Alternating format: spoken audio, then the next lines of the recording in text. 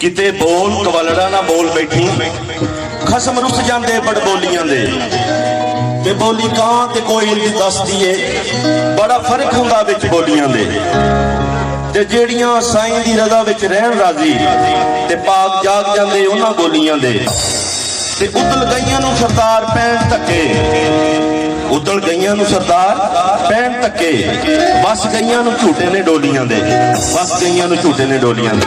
शुक्रिया जी। इब्तिदा आरफाना कलाम जंग शेर